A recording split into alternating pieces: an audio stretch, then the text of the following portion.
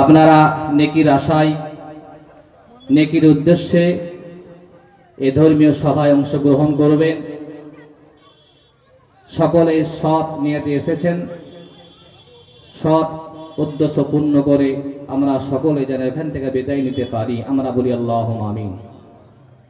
সময় লম্বা চওড়া না করে আমি সংক্ষিপ্ত আকারে কিছু আলোচনা করব, কেননা আমার পরেই জনাব মৌলানা হেলাল উদ্দিন সাহেব, যিনি প্রবীণ, সকলেরই প্রিয়, যিনি বিভিন্ন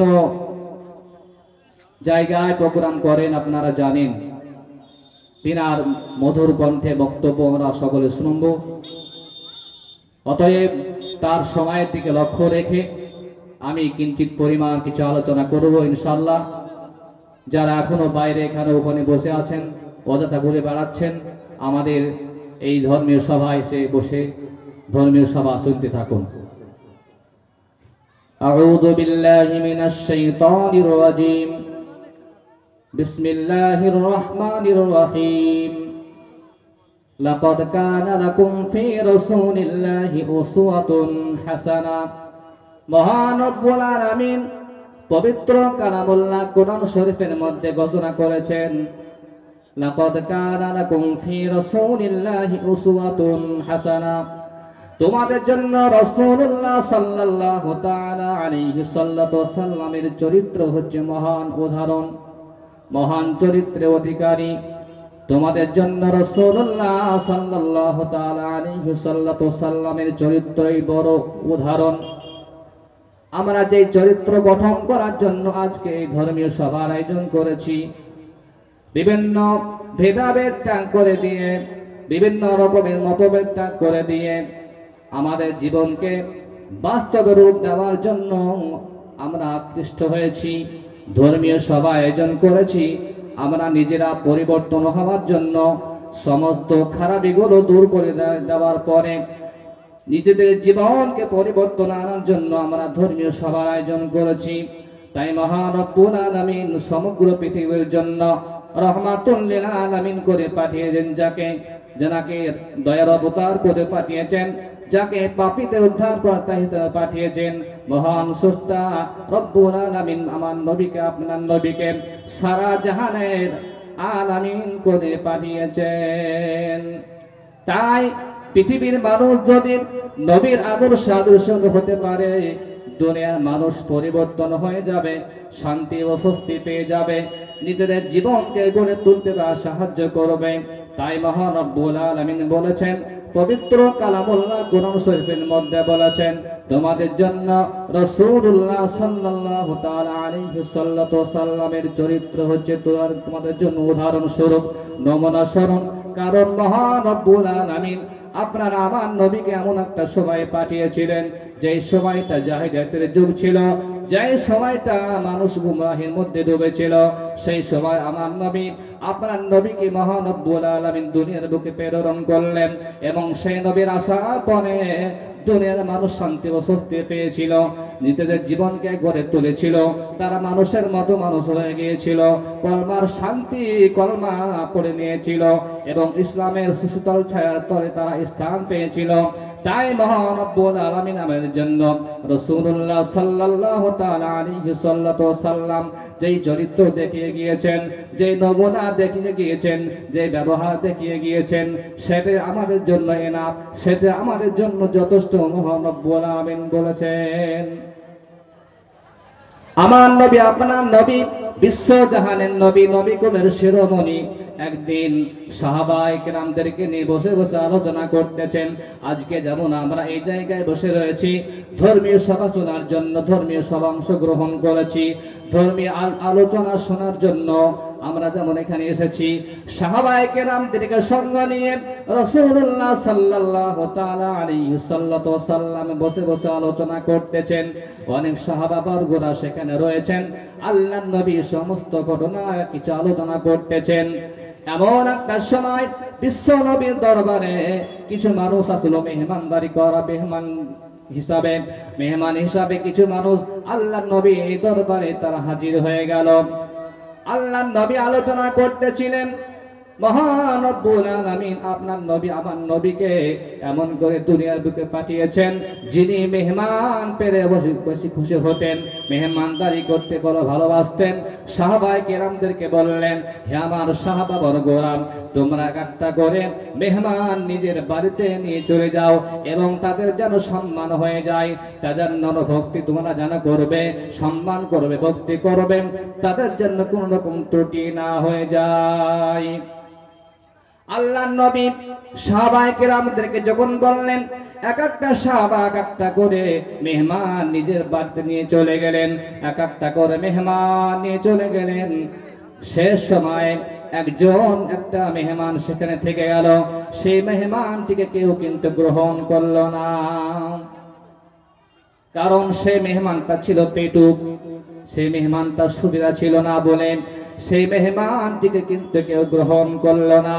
মহান নবী আপনার নবী আমাদের নবী, নবীকুলের শিরোমণি, যিনি রহমাতুল লিল আলামিন দয়ার অবতার করে যাকে পাঠিয়েছেন, আমার নবী আপনার নেতা, আমার নেতা, তিনি কি বললেন, সেই মেহমানটিকে নিজের বাড়িতে নিয়ে চলে গেলেন।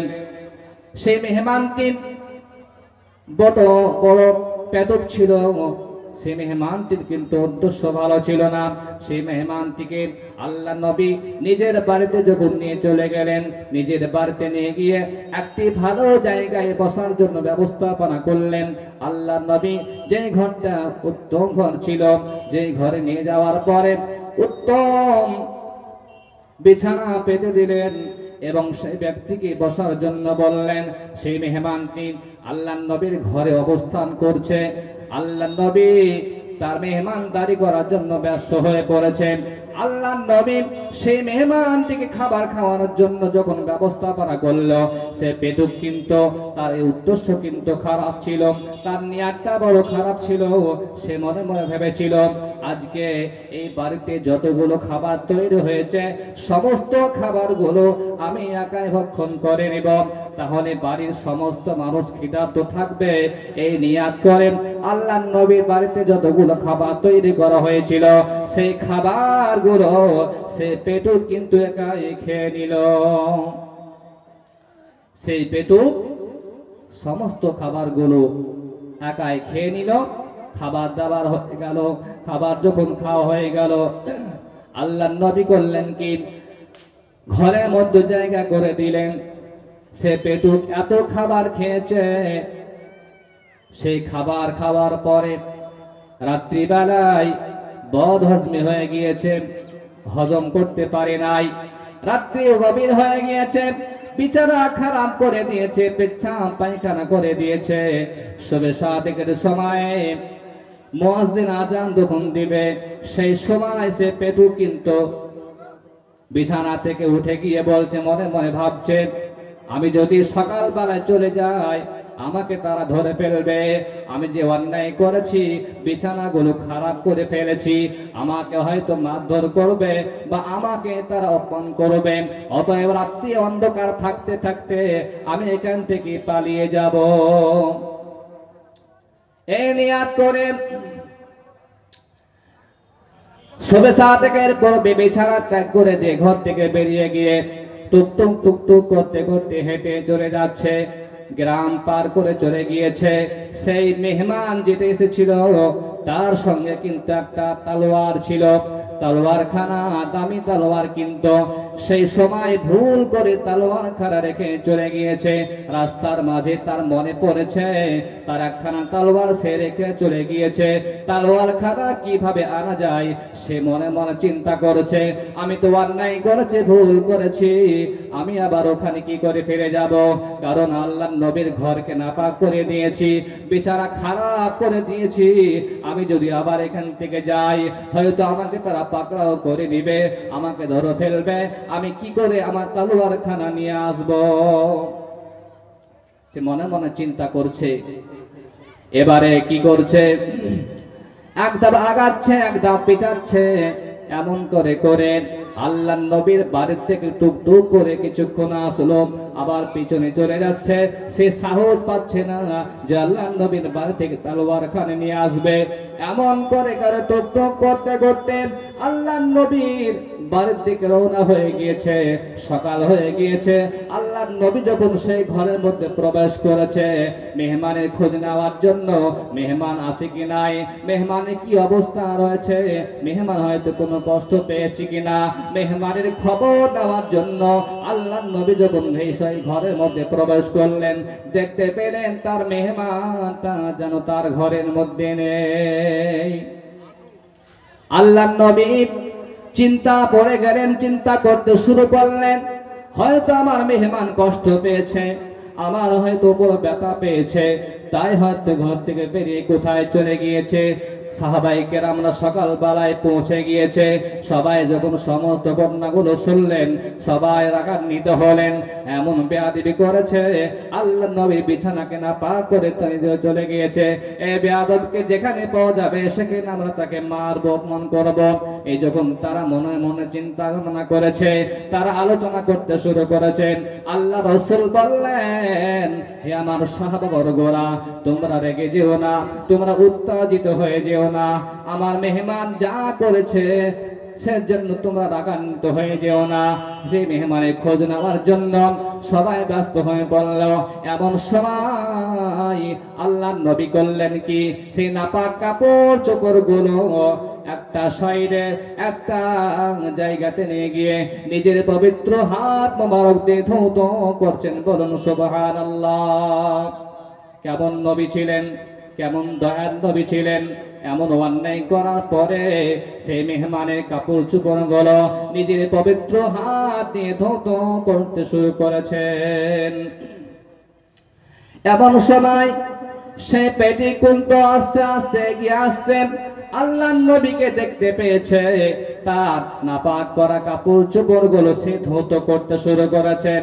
আল্লাহর নবীর নিকটে সে ব্যক্তি আসার পরে বলল, আমার একখানা তলোয়ার রেখে চলে গিয়েছে, আমার সেই তলোয়ার খান ফিরিয়ে দিন।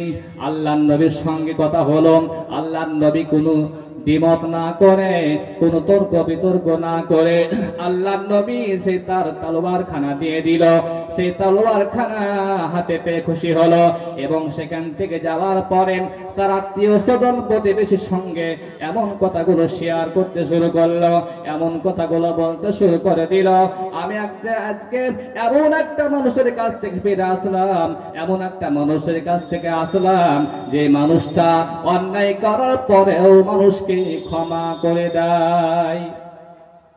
অন্যায় হয়েছে, ভুল হয়েছে, এমন অন্যায় করেছি, ভুল করেছি, তারপরেও যে মানুষটা ক্ষমা করে দেয়, এই মতো মানুষ আর পৃথিবীতে কাউকে দেখা যায় না।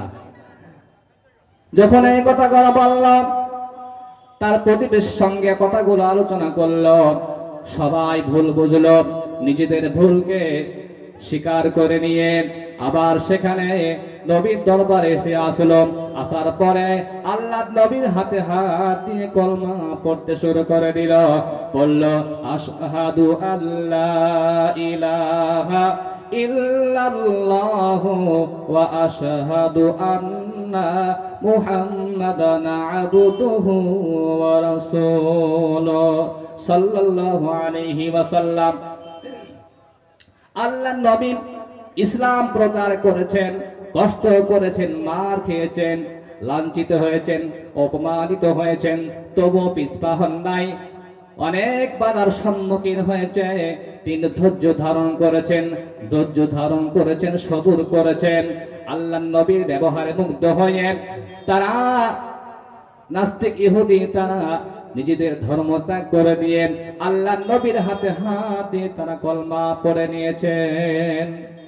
এমন নবী, দয়ার নবী, রহমতের নবী, হায়াতুন নবী, জিন্দা নবী, যেই নবী দুনিয়াতে আসার পরে মানুষকে শান্তি দিয়েছেন, স্বস্তি দিয়েছেন, ইসলামের সুস্থল ছায়ার তলে মানুষকে আসার জন্য আহ্বান করেছেন। আল্লাহর নবীর ব্যবহারে মুগ্ধ হয়ে সে তার কলমা পড়ে নিয়ে ইসলামে দাখিল হয়ে গেল। এমন আদর্শবান নবী পৃথিবীর বুকে আর দেখা যায় না। আমার নবী, আপনার নবী, যিনি সূক্ষ্ম বিচারক, আল্লাহর নবী এমন ঘটনা অনেক হয়েছে। একদিন আল্লাহর নবী যুদ্ধের ময়দানে গিয়েছেন। যুদ্ধ করতে করতে কোন কারণবশত ফাঁকা ময়দানের মধ্যে একাই হয়ে গিয়েছেন। সাহাবায়ে কেরাম সবাই আলাদা হয়ে গিয়েছেন। আল্লাহর নবী ক্লান্ত অবস্থায় রয়েছেন। একটা ফাঁকা মাঠের মধ্যে একটা গাছের নিচে আরাম ফরমাচ্ছেন। পার্শ্বে একখানা তলোয়ার রেখে আল্লাহ নবী যেমন আরাম করতেছেন, এমন একটা সময় এক ইহুদি আসার পরে দূর থেকে দেখছো আল্লাহ নবীকে দেখতে পেল। আল্লাহ নবী যেন ফাঁকা মাঠের মধ্যে শুয়ে আছে, এমন সুযোগ হাত ছাড়া করা যাবে না। আল্লাহ নবীকে আজকে সুযোগ পেয়েছি, তাকে দুনিয়া থেকে সরিয়ে দেওয়ার জন্য যথেষ্ট। সেই জায়গায় সে আস্তে আস্তে টুক টুক করতে করতে সেখানে যখন এগিয়ে গেল, আল্লাহ নবী আরাম করতেছেন। আল্লাহ নবী তলোয়ার খানা নিজের হাতে উঠালো। উঠানোর পরে বলল, হে মোহাম্মদ, বলো বলো, আজকে আমার হাত থেকে তোমাকে কে বাঁচাবে? ইহুদি যখন এই কথা বলল, আল্লাহ নবী বললেন, আমার আল্লাহ আমাকে বাঁচাবেন।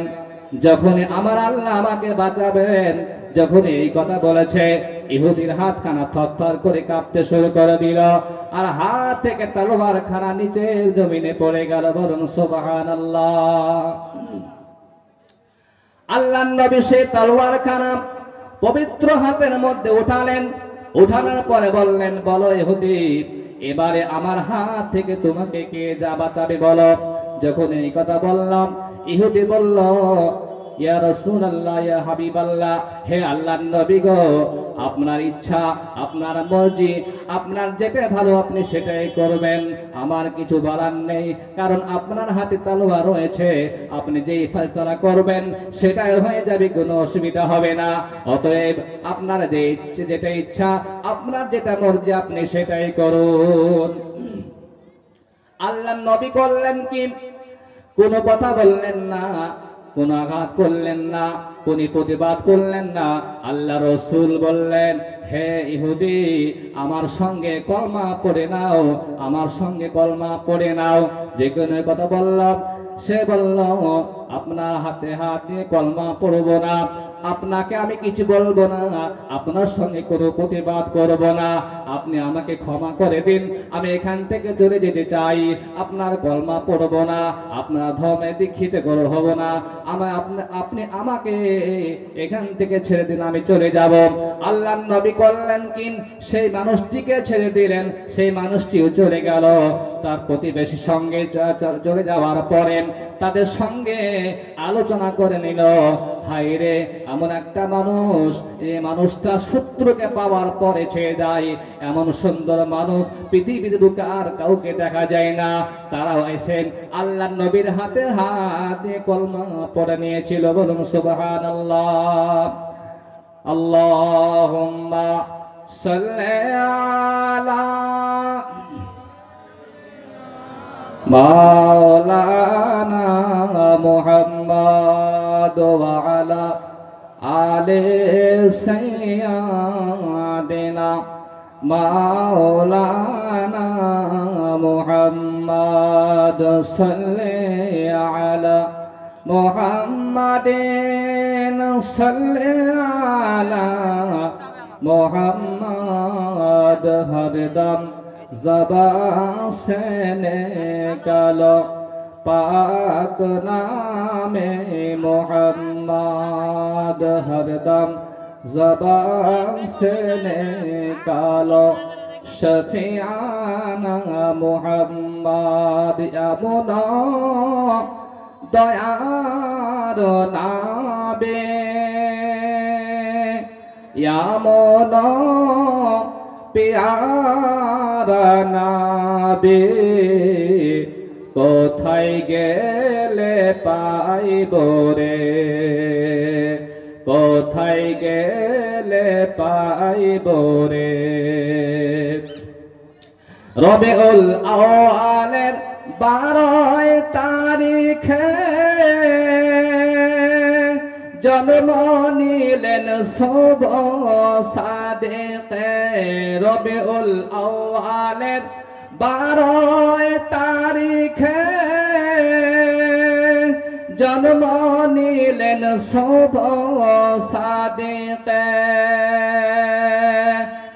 ভূমিষ্ঠ হইয়া নাবে, ভূমিষ্ঠ হইয়া নাবে। উম্মতি বলিল রে, উম্মতি বলিল রে, এমন পেয়ারা নাবে, এমন দয়ার নাবে, কোথায় গেলে পাইব রে। ইসলামের রক্ষার তরে নবীজি মোর জিহাদ করেন, ইসলামের রক্ষার তরে নবীজি মোর জিহাদ করেন। ওহদের ময়দানে নাবের, ওহদের ময়দানে নাবের, দন্দন শহীদ হল রে, দন্দন শহীদ হল রে, এমন দয়ার নাবে, এমন পেয়ারা নাবে, কোথায় গেলে পাইব রে। আবু বকর ওসমান গনি নবীজিকে দাফন করেন, আবু বকর ওসমান গনি নবীজিকে দাফন করেন। মুখের কাপড় নড়ছে নাবের, মুখের কাপড় নড়ছে নাবের, উম্মতি বলিয়া রে, উম্মতি বলিয়া রে, এমন দয়ার নাবে, এমন পেয়ারা নাবে, কোথায় গেলে পাইব রে। মদিনার মাটির নিচে নবীজি মোর কাঁদিতেছেন, মদিনার মাটির নিচে নবীজি মোর কাঁদিতেছেন। ও গুনহাগার উম্মত আমার, ও পাপী উম্মত আমার, কি হবে উপায় রে, কি হবে উপায় রে, এমন দয়ার নাবে, এমন পেয়ারা নাবে, কোথায় গেলে পাইব রে। আল্লাহুম্মা সাল্লি আলা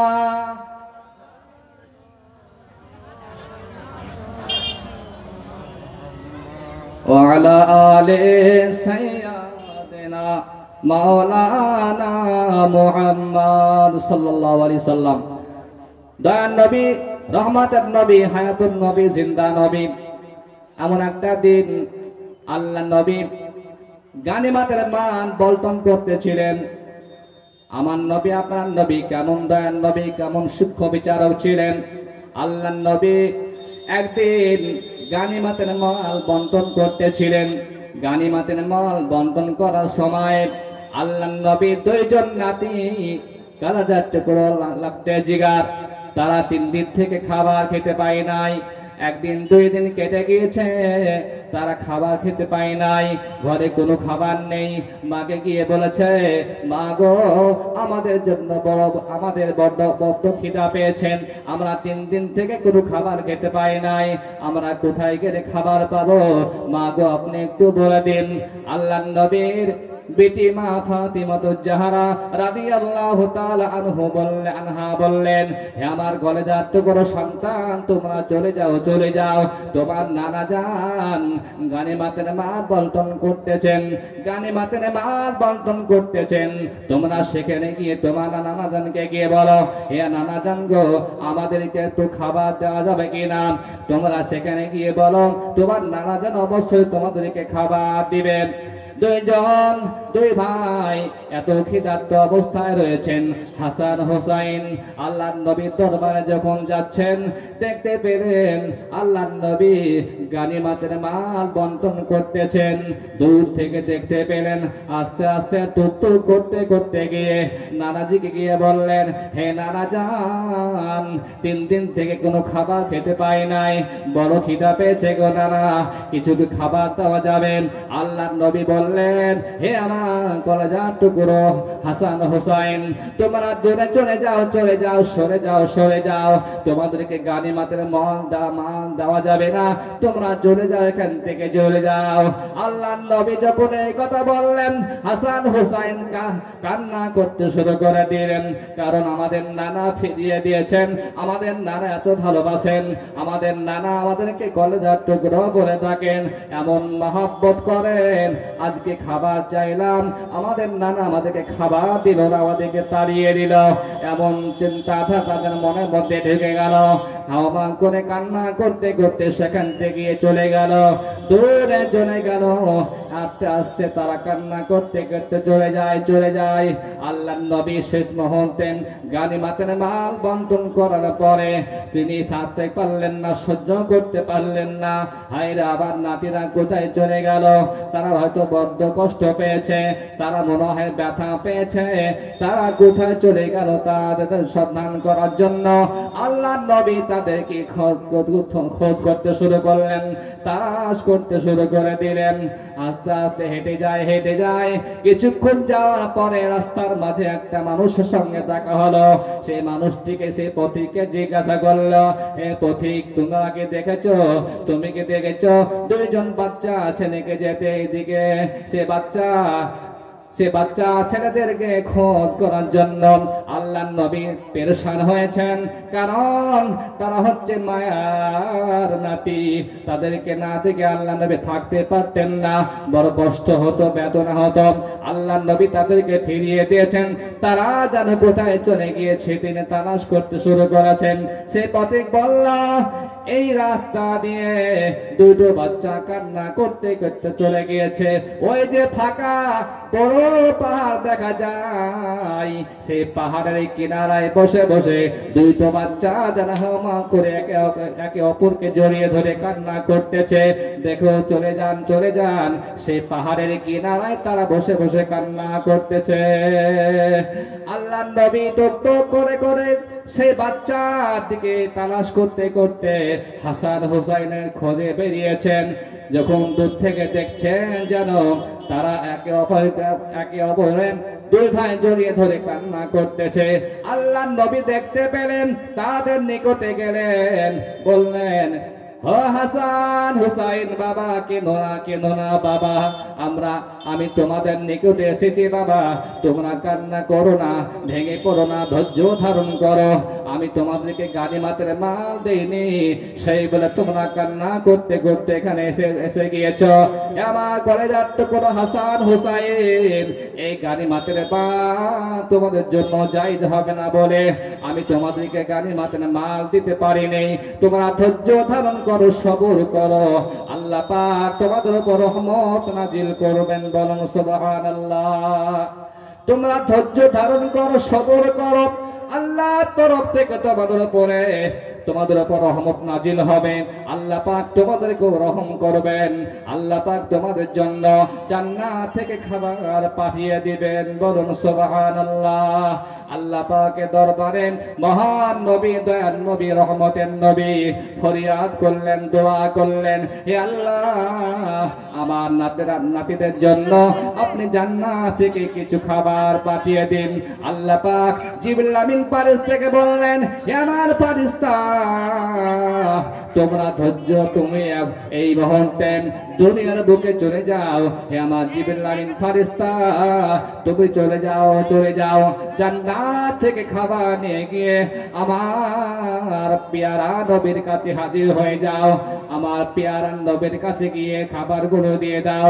তাদের নাতিদের জন্য খাবার আমি আমার হুকুমে তোমরা নিয়ে চলে যাও। সেইখানে জিবরিল আমিন ফারিস্তা জান্নাত থেকে খাবার নিয়ে গেলেন, খাবার নিয়ে হাজির হয়ে গেলেন।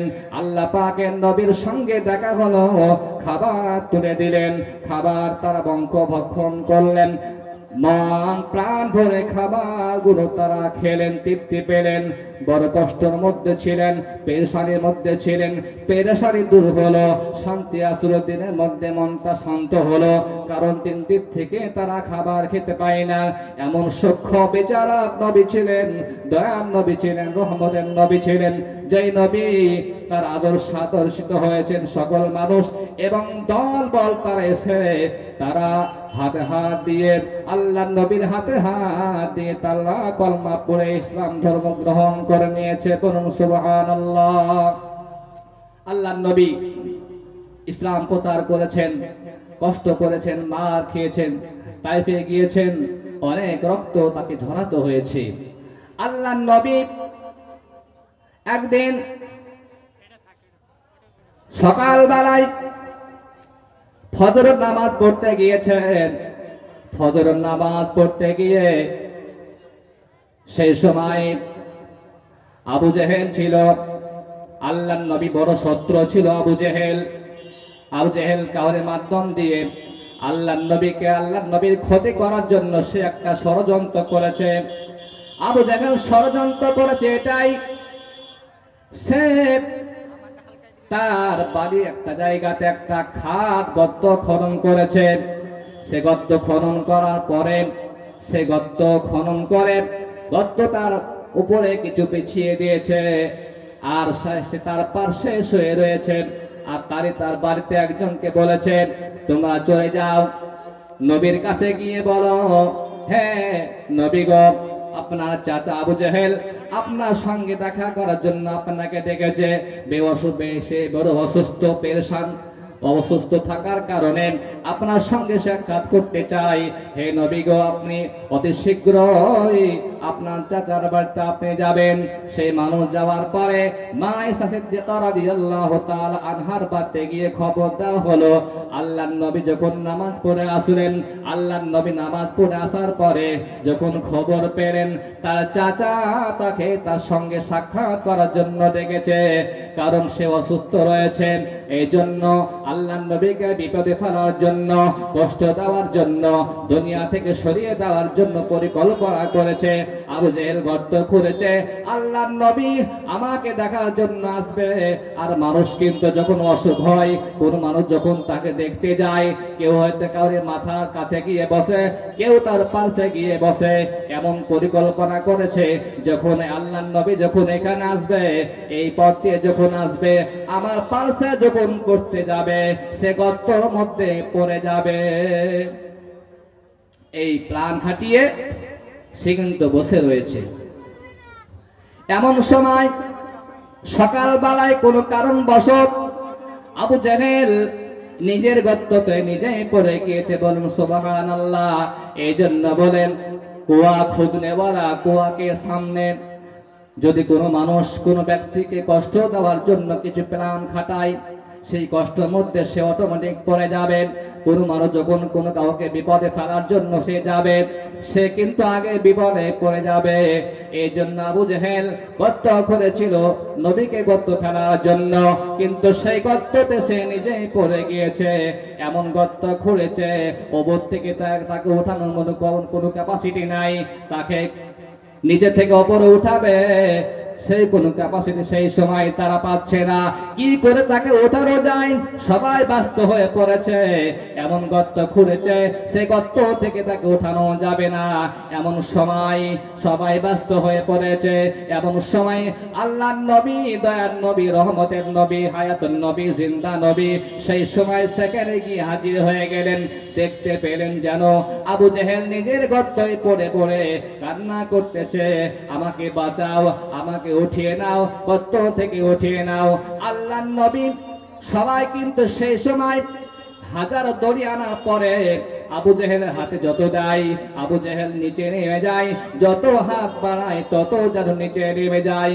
যত রসা ছিল, যত দড়ি ছিল সমস্ত ফেলবাড়া হয়ে গিয়েছে, কেউ কিন্তু তাকে উঠাতে পারে নাই, কারণ এমন গর্ত করেছে আল্লাহর নবীকে অপদস্থ করার জন্য। কিন্তু আল্লাহর তরফ থেকে সেই গর্তটা বড় গভীর হয়ে গিয়েছে, হাজার দড়ি ফেলার পরে কিন্তু তাকে উঠানো যাচ্ছে না। এমন সময় দয়ার নবী আমার, মায়ার নবী আমার সেখানে হাজির হলেন। দেখতে পেলেন আবু জেহেলের অবস্থা খুব করুণ হয়ে গিয়েছে। আবু জেহেল বলছে, আমার ভাতিজাকে ডেকে নাও, আমার ভাতিজা আমাকে উঠিয়ে নাই, আমার ভাতিজা যদি আমাকে উঠিয়ে নাই আমি তার হাতে হাত দিয়ে কলমা পড়ে নিব। আল্লাহর নবী ওখানে গিয়ে যখন পৌঁছালেন, আল্লাহর নবীকে চিৎকার করে করে বলছে, হে আমার ভাতিজা আমাকে উঠিয়ে নাও, উঠিয়ে নাও, আমি বড় কষ্টের মধ্যে রয়েছি, বড় পেরেশানির মধ্যে রয়েছি, আমাকে উঠিয়ে নাও। আমাকে যদি তুমি উঠিয়ে নাও আমি অবশ্যই উঠে গিয়ে তোমার হাতে হাত দিয়ে কলমা পড়ে নিব।